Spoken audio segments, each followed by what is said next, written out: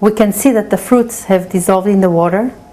We're gonna close the fire now. It has been 20 minutes since we start simmering it, and we're gonna strain the fruit. I just wanted to mention that if you use cheesecloth, you should use double layer.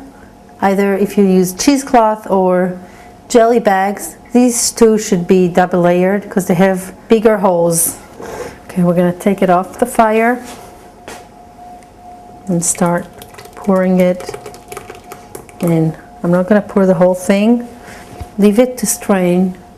You shouldn't press the mixture at all because that might make it cloudy. You should just let it strain by itself. And to show you, see the juice is coming out.